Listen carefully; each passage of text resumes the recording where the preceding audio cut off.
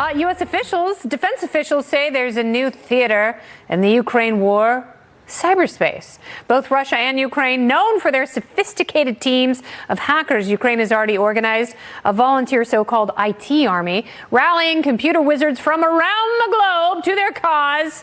A lot of people are signing up, and Russia is suspected of attempting to hack into Ukrainian government emails. But in a time when power grids, internet, and cell phone networks are all hackable, how much worse could the cyber war get? And why hasn't Russia dropped the hammer? Here with me now, TrustedSec, founder and CEO, former White Hat hacker, and U.S. Marine Corps veteran, Dave Kennedy is back. Hi, Dave. Kennedy, good to see you again, and uniting of the Kennedys back Absolutely. Once again. So finally, the way the good Lord intended. So why has Russia been so silent? You know, what's interesting is everybody was expecting this cataclysmic cyber war against Ukraine. And we've seen historically, you know, Russia hit Ukraine and hit the 2015, 2016 power outage for their grid. 2017 launched a massive ransomware attack. And then you got into the invasion. There was like literally nothing, like minor incursions and attacks. And the thing that I think a lot of people don't realize is that the United States is pretty good at launching cyber war in conjunction with kinetic type extensions or actual boots on ground, whereas other countries really struggle with that type of using military components as an extension of cyber warfare. So we didn't really see the big boom that we thought was going to happen there. Yeah.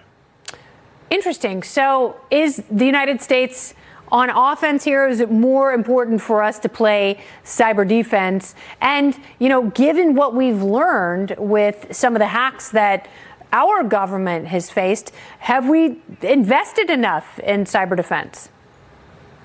Yeah, Russia is definitely in a pure competitive space when it comes to cyber warfare. So it's definitely something that we need to ensure that we're good defensively for. Defense is definitely where we should be investing the majority of our time and effort into, because you just don't know where they're going to hit us from. I mean, critical infrastructure, financial, manufacturing, meat, you name it, those are all vulnerable.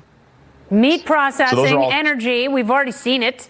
It's you know, kind of terrifying as Russia gets backed into a corner, how they could retaliate, because obviously we are so dependent, and you know, we're a series of cyber attacks away from heading back to the Shire.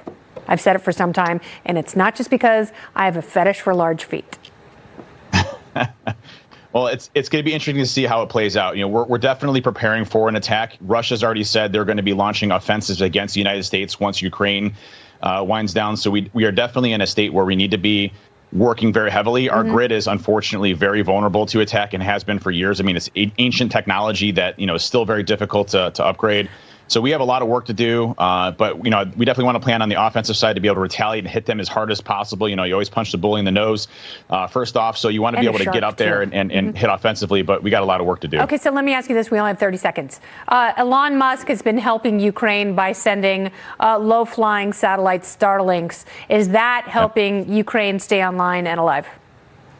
100%. Starlink is being heavily dependent upon for major communications. One of the things that Russia targeted was their communication, you know, systems, cellular systems. Starlink's definitely giving them the ability to operate via troop movements, as well as getting information in and out of the country. Hugely, hugely helpful for the Ukrainians right now, and desperately needed even more so today. This whole show is a love letter to Elon Musk. Elon, you like to party? I love him too. Yeah, that's right, Dave. Woo! Everyone named Kennedy loves Elon Musk. Dave Kennedy, Elon. Thank you so much. We'll talk to you again soon, hopefully under good circumstances. Thanks so much, Kennedy. Take care. Thanks, man.